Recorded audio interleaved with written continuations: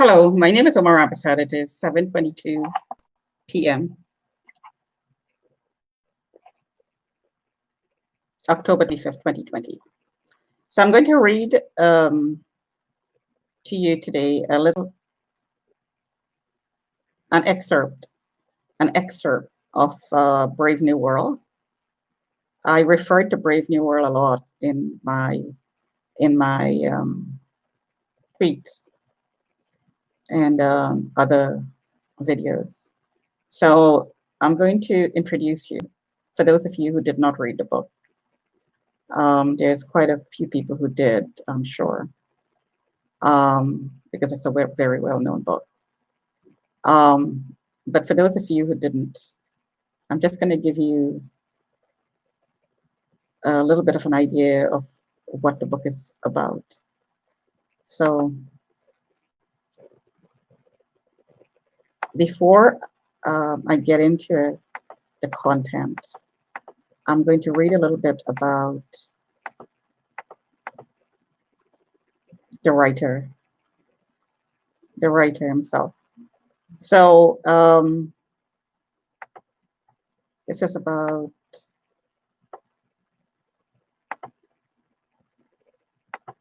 Aldous Huxley.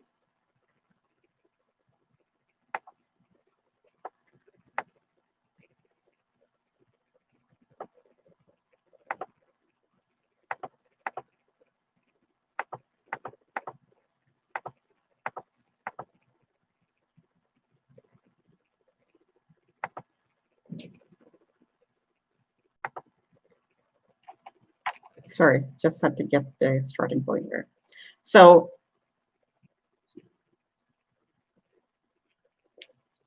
Aldous Huxley's Brave New World has the modern age firmly in its sight. With devastating irony and fascinating precision, the novel, published in 1932,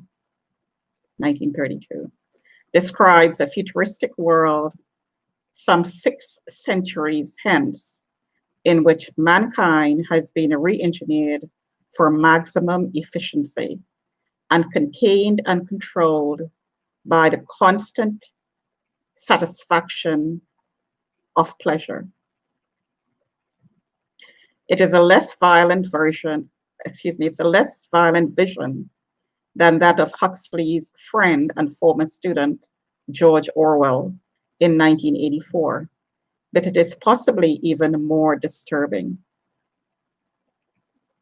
And this introduction is very, very relevant to what is going on today under COVID-19 and the vaccinations that's being talked about that is going to be genetically engineering us, changing every cell in our body genetically, to fight a virus that has not been clearly identified and not well understood. So let me read this again. Aldous Huxley's Brave New World has the modern age firmly in its sights. With devastating irony and fascinating precision, the novel, published in 1932, describes a futuristic world some 6 centuries hence, 6 centuries, in which mankind has been re-engineered for maximum efficiency and contained and controlled by the constant satisfaction of pleasure.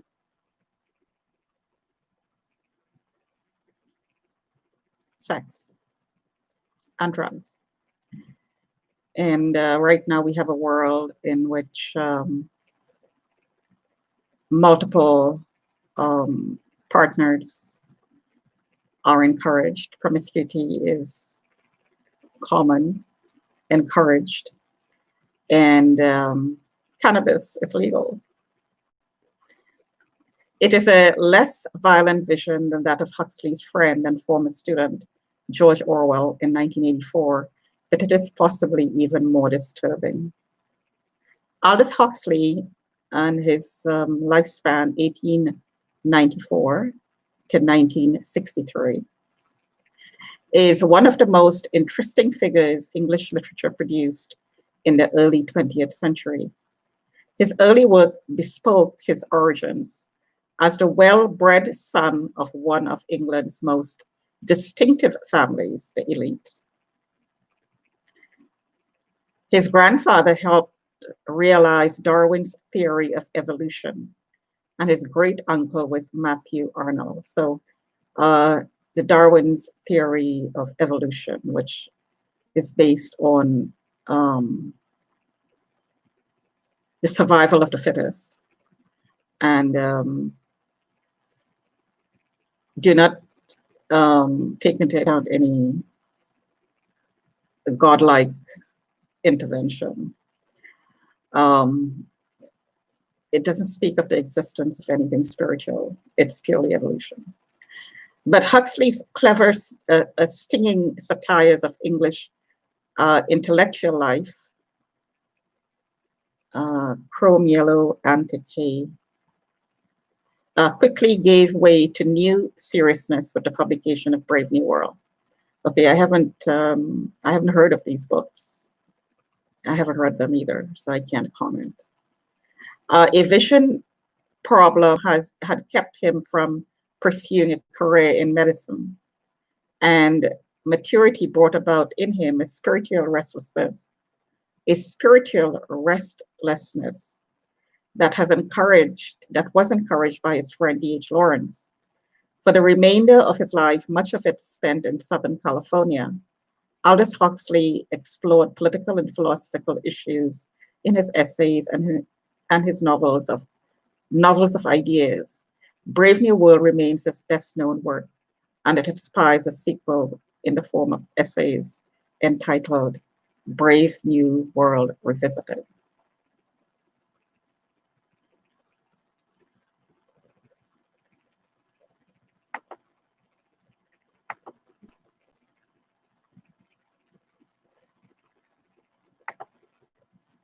So there's a review.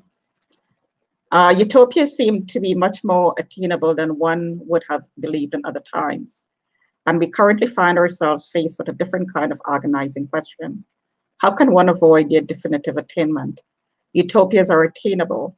Life leads us toward utopias. Perhaps a new century will begin, a century in which intellectuals and the cultivated classes will dream again of ways to avoid utopias and to return to a non-utopian society, one less perfect and more free.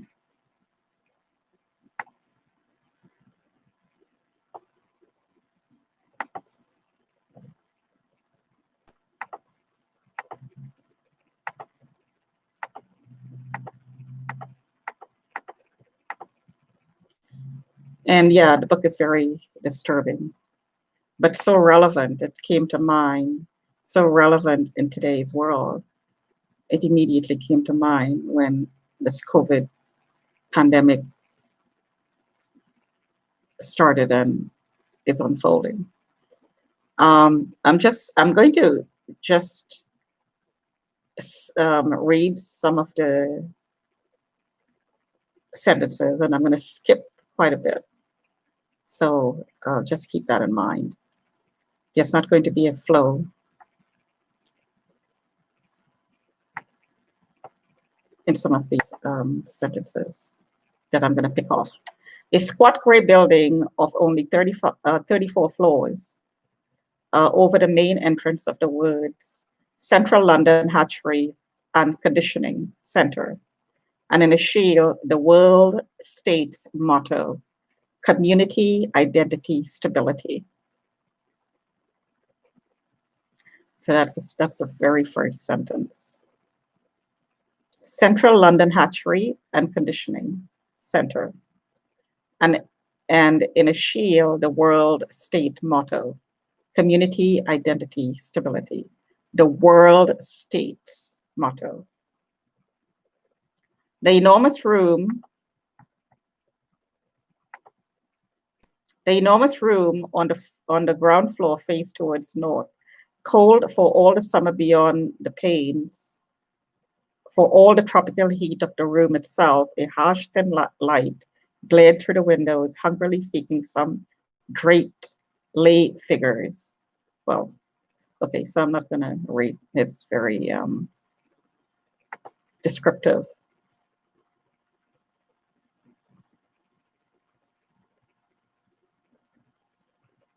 Very somewhat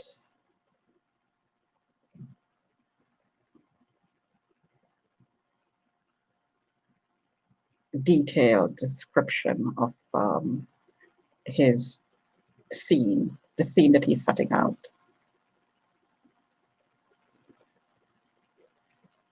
And sorry, if my mind, if I'm pausing here, it's because the book is disturbing. The comments that is in the book's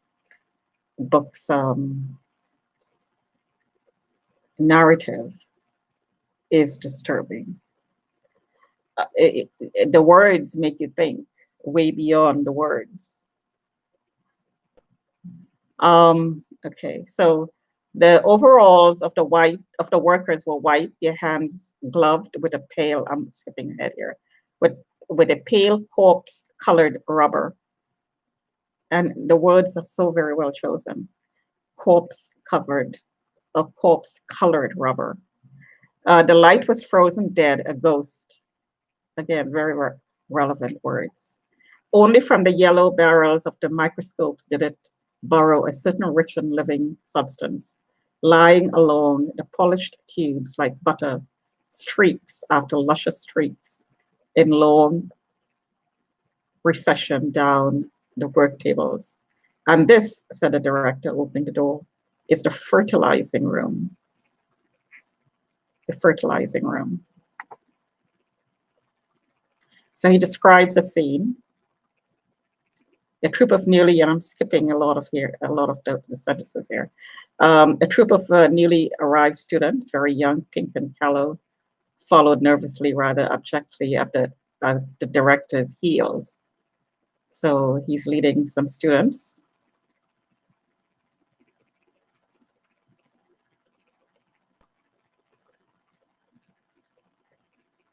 Tall and rather, again, skipping ahead, tall and rather thin but upright, the director advanced into the room.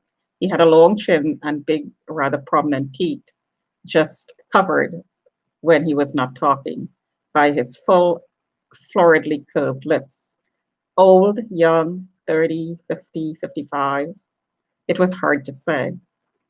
And anyhow, the question didn't arise. And this year of stability, AF 632, that's the year, it didn't occur to you to ask it.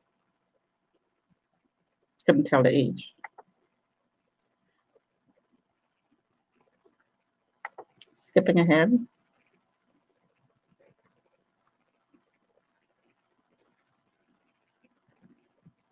So he's talking about cloning, basically.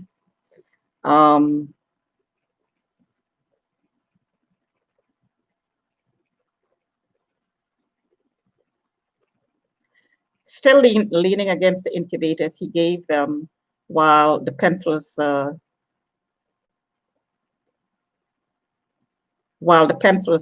scurried illegibly across the paper.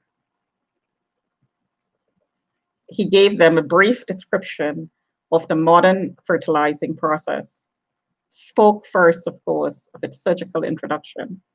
The operation undergone voluntarily for the good of society. So we are staying home under COVID for the good of society. Not to mention for the good of the healthcare system. Not to mention the fact that it carries a bonus amounting to 6 months' salary. Continued with some accounts, so they were rewarded. Continued with some account of the technique for preserving and excising ovary alive and actively developing. So he's talking about taking out ovaries, and they were compensated for it.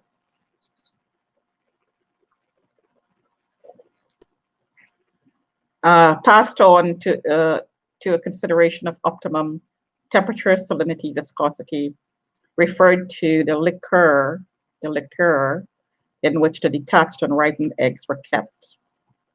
Okay, so you got the idea.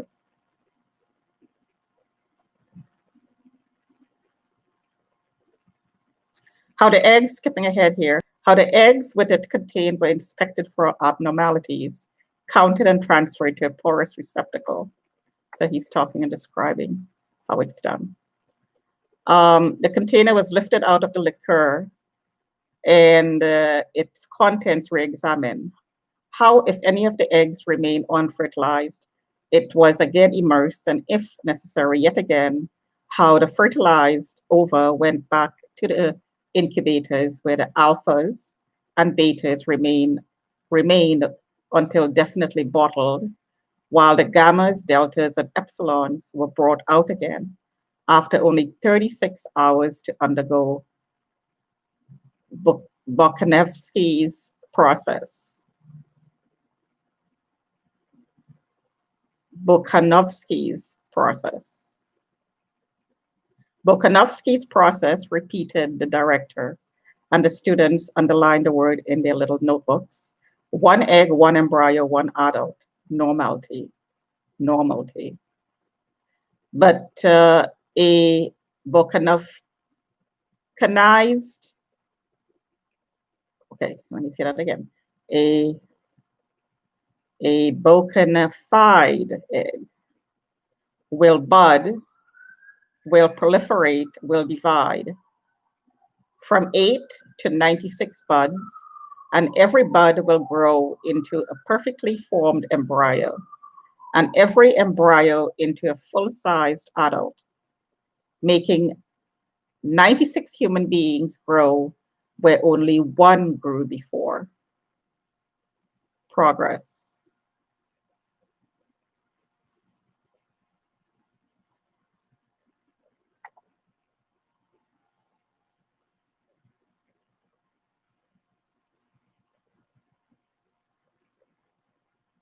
So the process is described in detail.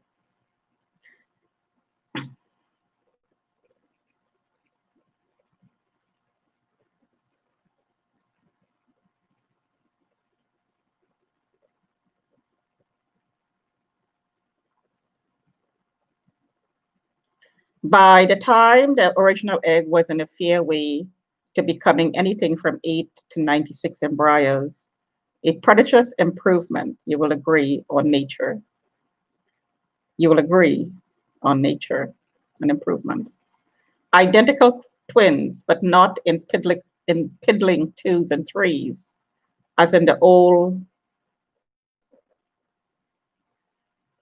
viviparous days, when an egg would sometimes accidentally divide, actually by dozens, by scores at a time. So what he's saying is, in the old days, when they're twins and triplets, it's accidental by nature. But here he's talking about cloning by the dozens, scores, directed, repeated, and flung out his arms. Scores, repeated. But one of the students was fool enough to ask where the advantage lay. My good boy, the director wheeled sharply round on him.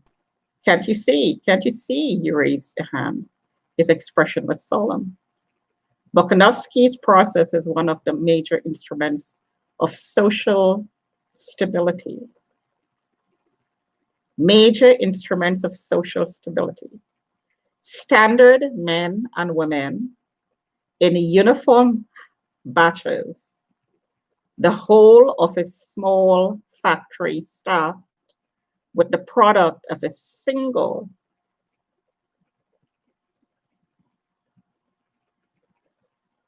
Bokanovska, okay, having a hard time with this word.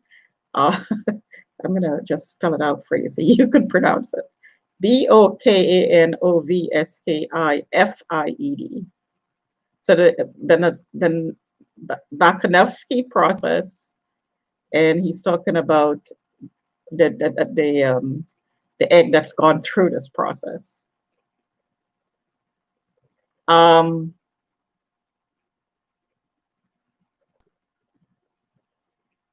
Volkanovsky-fied egg. So that's going through the egg that goes through the process and produces these huge batches of standardized men and women. So 96 identical twins working 96 identical machines. The voice was almost tremulous with enthusiasm. You really know where you are. For the first time in history, he quoted the planetary motto. He quoted the planetary motto, the planetary global. Community, identity, stability. Grand words.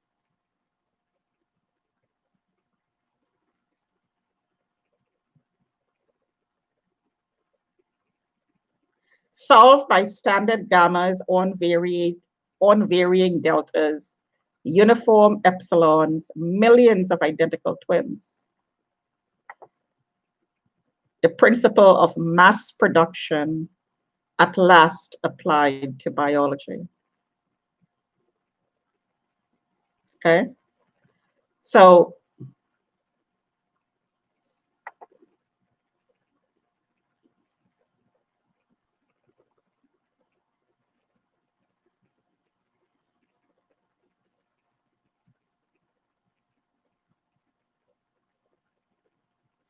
skipping ahead here,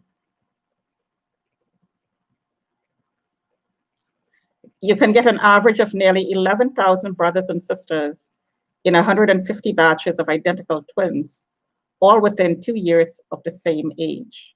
Keep in mind that Huxley was the elite, part of the elite, back in 1932.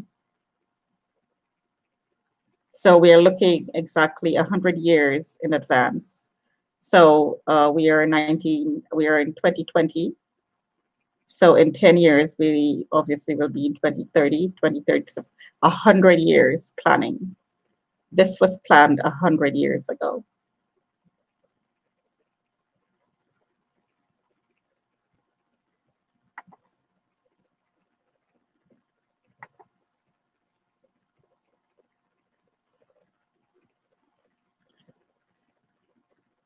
So he's talking about the world now. So Singapore has often produced over 16,500, and Mombasa has actually touched the 17,000 mark.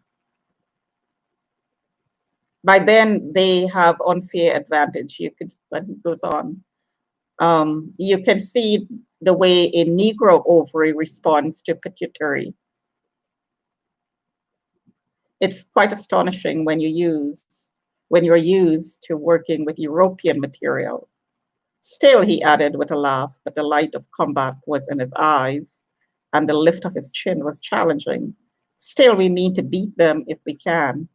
I'm working on a wonderful Delta minus ovary at this very moment, only just 18 months old, over 12,700 children already, either decanted or in embryo, and still going strong. We'll beat them yet.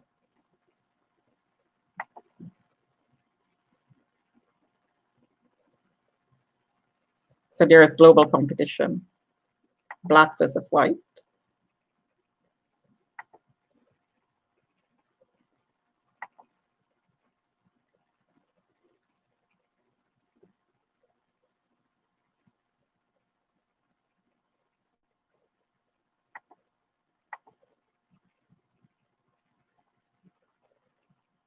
So, I mean, he describes his scene in so much detail that just the picture just jumps in front of you. He's a very, very good writer. You can actually see the picture in your mind when you read it.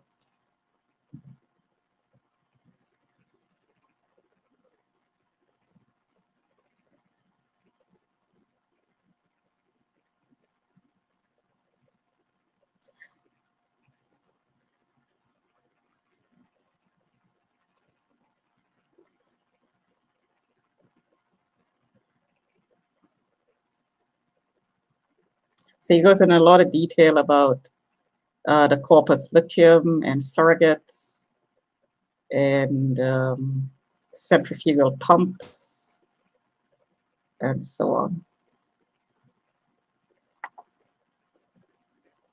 the problems they have in the process.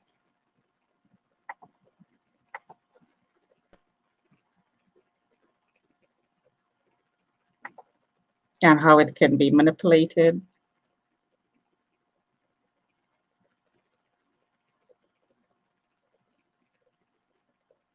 So here we go. Again,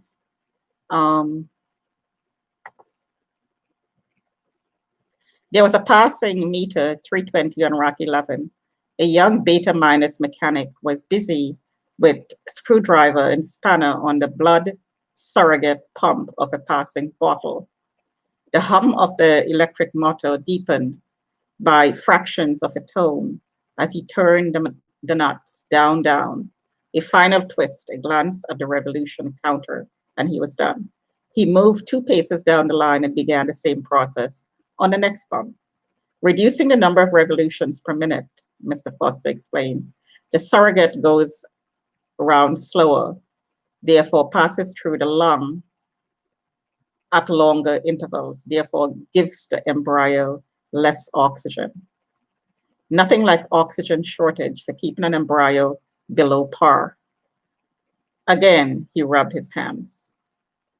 Wow, I have to read this book again. It's completely fascinating in light of COVID-19. And I'm going to read this to you again. The book is taking on a whole new meaning given today's world. Today, like right now. I'm going to read this again. Reducing the number of revolutions per minute, Mr. Foster explained.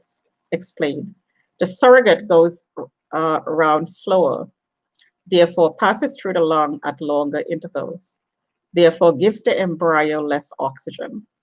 Nothing like oxygen shortage for keeping an embryo below par. Again, he rubbed his hands. So, wow, and I didn't know I was going to do this. This was just, I didn't rehearse this, obviously. Didn't even read this before I am doing this now. Nothing like oxygen shortage for keeping an embryo below par. What are we doing right now? And it's amazing to me how these points, it's hitting the nail right on the head. I'm surprising myself. Like I said, I didn't read this before.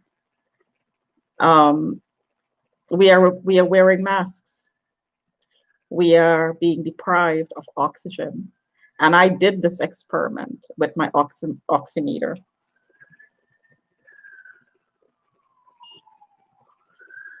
When I wear the mask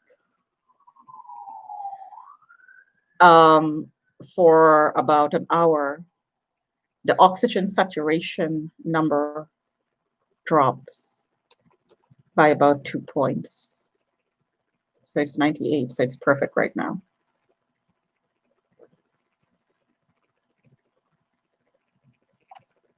Okay. Wow. Like I said, I'm blown away, completely blown away. But why do you want to keep the embryo below par? Asked an ingenious student. Ask, said the director, like ASS, not ask, bringing a long silence. Hasn't it occurred to you that an epsilon embryo must have an epsilon environment as well as an epsilon hereditary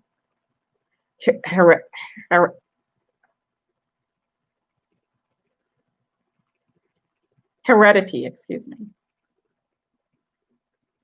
Okay, so let me do that again. Hasn't it occurred to you that an epsilon embryo must have an epsilon environment as well as an epsilon heredity? It evidently hasn't occurred to him. He was covered with confusion. The lower the caste, said Mr. Foster, the shorter the oxygen. The first organ affected was the brain. After that, the skeleton. At 70% of normal oxygen, you get dwarves. At less than 70, eyeless monsters. So let me read that again. The lower the caste, said Mr. Foster, the shorter the oxygen. The first organ affected was the brain. After that, the skeleton. At 70% of normal oxygen, you get dwarfs. At less than 70, eyeless monsters.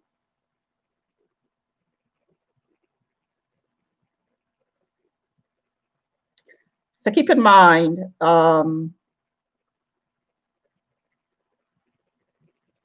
there are kids who don't grow, and the other family members are tall, and there are some kids who just are short, and you wonder why.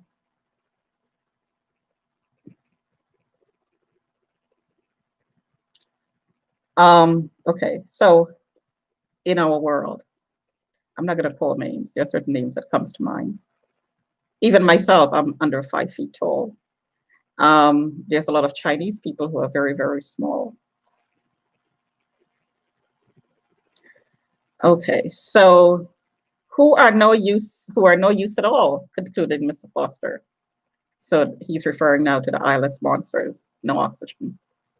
Whereas his voice became confidential and eager, if they could discover a technique for shortening the period of maturation with a triumph, what a benefaction to society. Okay.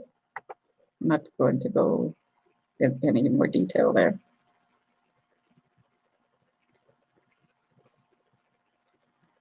But at epsilons, and skipping ahead, said Mr. Foster very justly, we don't need human intelligence. Didn't need and didn't get it. But though the epsilon mind was mature at 10, the epsilon body was not fit to work till 18. Long years of superfluous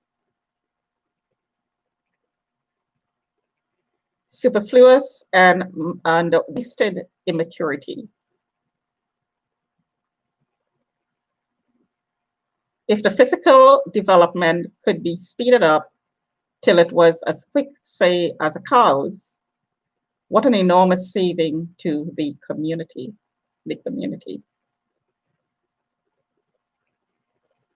Enormous, murmured the student.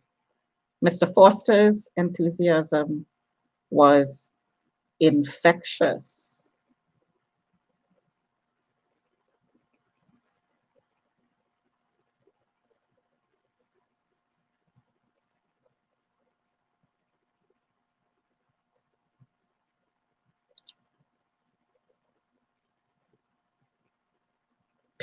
Skipping ahead, Pilkington at Mombasa had produced individuals who were sexually mature at 4 and full grown at 6.5.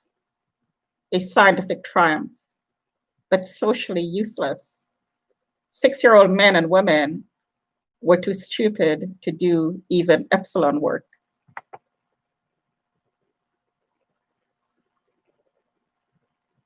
Okay. So you keep in mind that, keep this picture in mind, that here is the director and he's leading a bunch of students around and he's explaining the process. He's introducing them to the business of cloning and social engineering and producing different levels of slaves and the process that's done. Oxygen deprivation being one of them.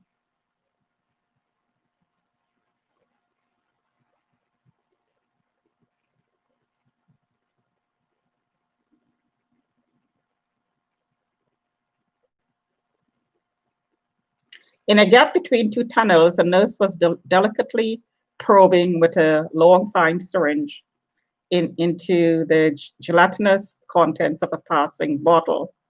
The students and their guides stood watching her for a few moments in silence. Well, Lenina, said Mr. Foster, interesting name, Lenina, Lenina, what said, okay, sorry. When at last she withdrew the syringe and straightened herself up. The girl turned with a start. One could see that for all the lupus and the purple eyes, she was uncommonly pretty. Henry, her smile flushed redly at him, a row of coral teeth. Charming, charming, murmured the director, giving her 2 or 3 little pats, received in exchange a rather deferential smile for himself. What are you giving them? Asked Mr. Foster, making his tone very professional.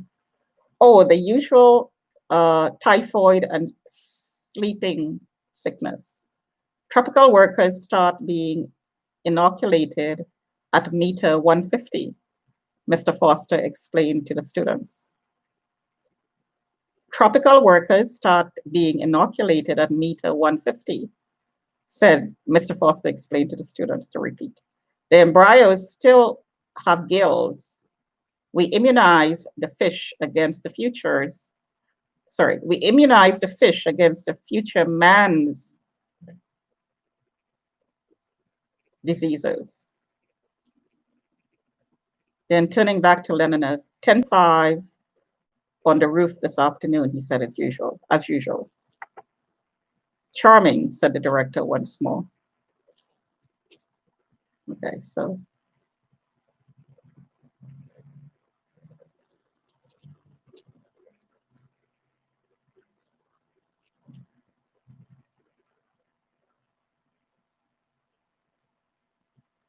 And now, Mr. Foster went on, I'd like to show you some very interesting conditioning for Alpha Plus intellectuals.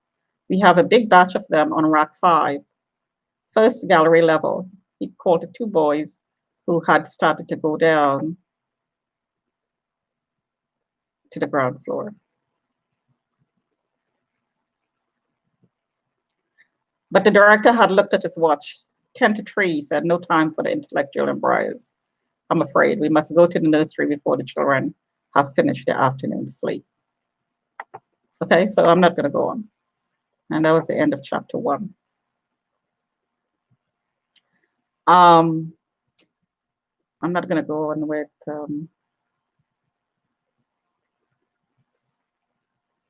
well, maybe let me read this a little bit here. This is chapter 2. Infant nurseries, neo-Pavlovian conditioning rooms, announced the notice board. Neo-Pavlovian conditioning rooms. The director opened a door. They were in a large bare room, very bright and sunny. For the whole of the southern wall was a single window. Half a dozen nurses, trousered and jacketed in the regulation white viscose linen uniform. Their hair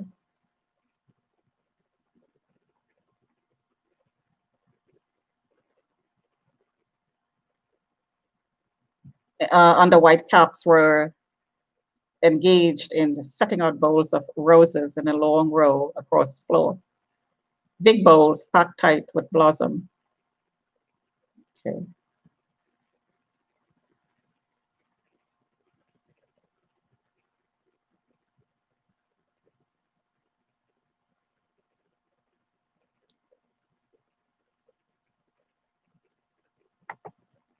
Very detailed description there.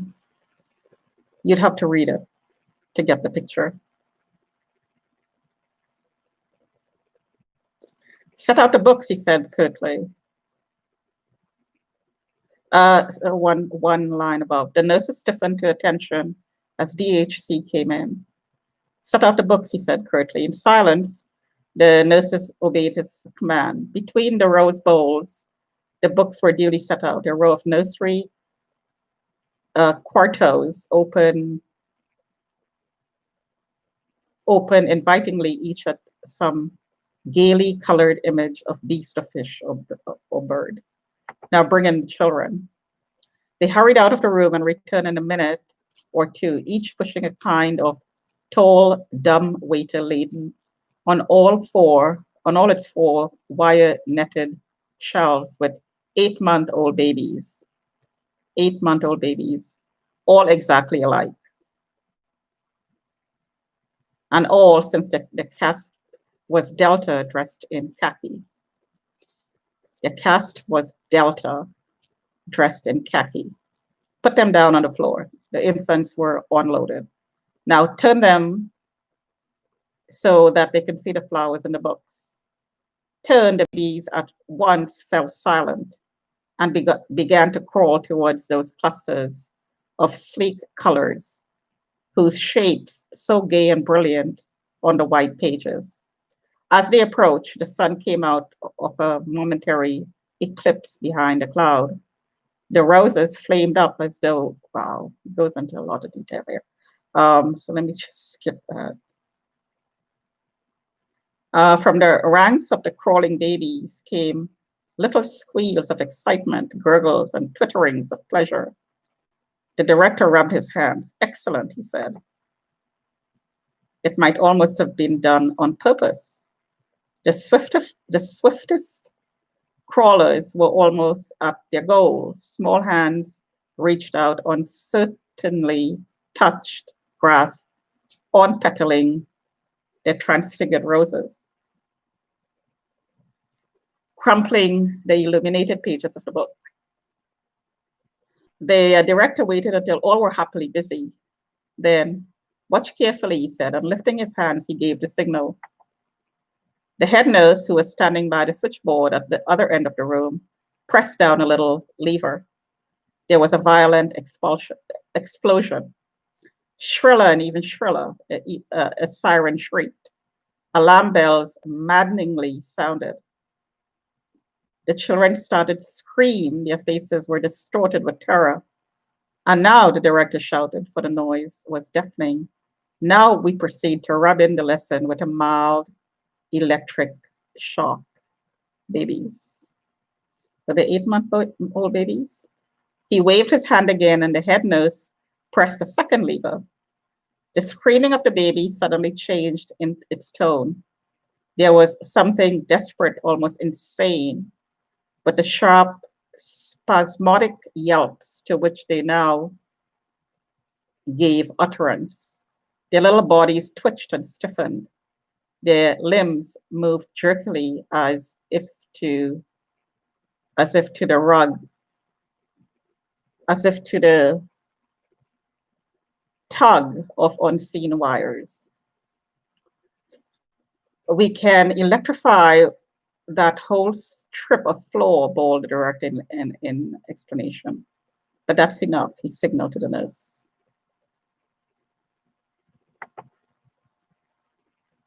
The explosions ceased, the bell stopped ringing. The shriek of the siren died down. Offer them the flowers and the books again.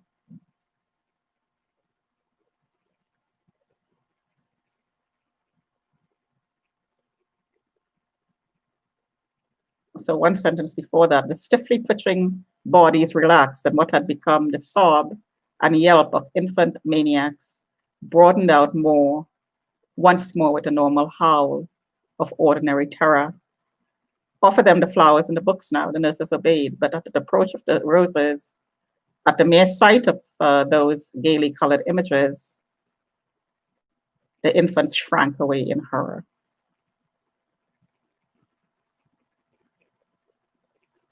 Observe, said the director triumphantly, observe. Books and loud noises, flowers and electric shocks.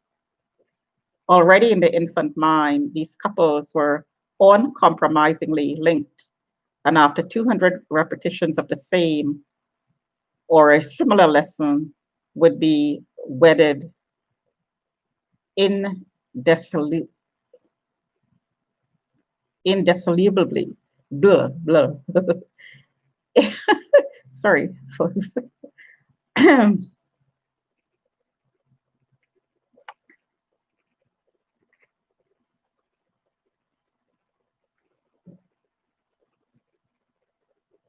Yeah, he uses these words that I haven't come across in a while. So they're tongue twisters in some cases. But anyway, what he means here is it's imprinted in his in the kids' minds.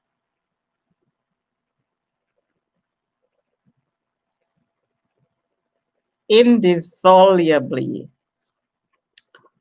That's how it's pronounced. What man has joined, nature is powerless to put asunder.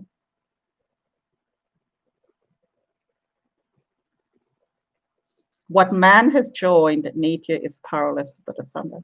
So you get the idea. You get the idea, right?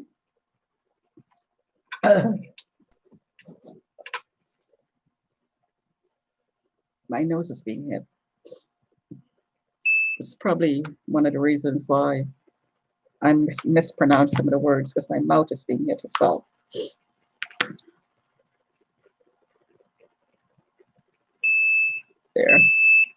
There you go.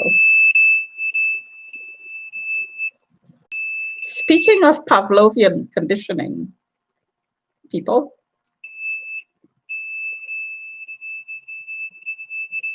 see, I was trying to read, put blocks in your way.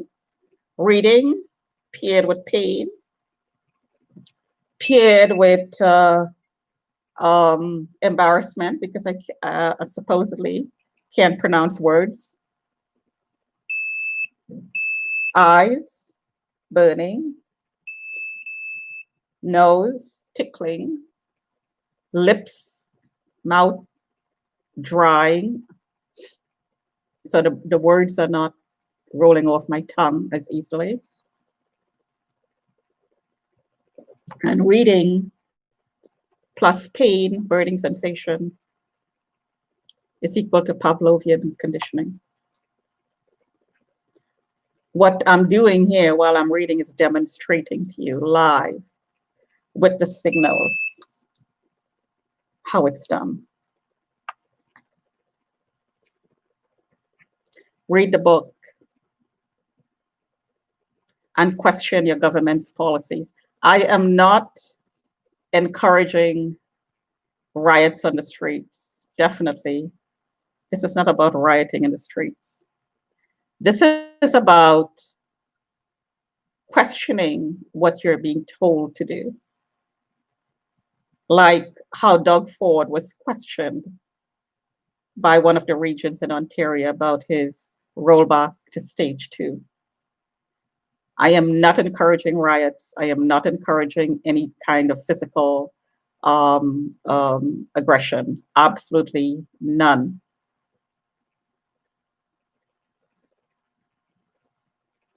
This is about questioning what you're told to do and asking for the reasons in detail. Give us the details. Give us the reason, the real reason behind what we're being told to do and why we are being told to do it. Give us the truth. Tell us the truth. We do not want to be bamboozled. And this is all I'm saying. We're not fools. I wear a mask. I know the way I feel. Don't tell me that this is the way I'm supposed to feel. Don't tell me that this is not harmful for me, because I know it is.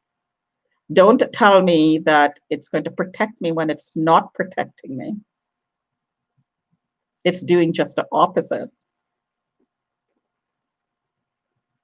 Just because a doctor says so doesn't make it true, because the doctors are, some of them are corrupted, they're infiltrated, they are bribed, they're satanic, some of them.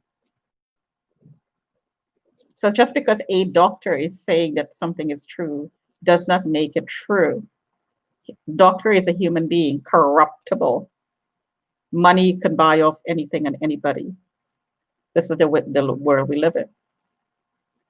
So science is really corrupted science when it comes out of a corrupted mouth of a corrupted doctor. It's not really science. It's a conspiracy of lies. So I'm going to post the link. I think there are sites that you can actually read this book for free. You can download it into your readers, into your computers for free. It's a freebie. Okay. I actually had downloaded it once and printed it out. And I think I have it in a box somewhere. But definitely I'm going to read it again. It's so relevant right now. So I'm going to close the session. I'll talk to you another time.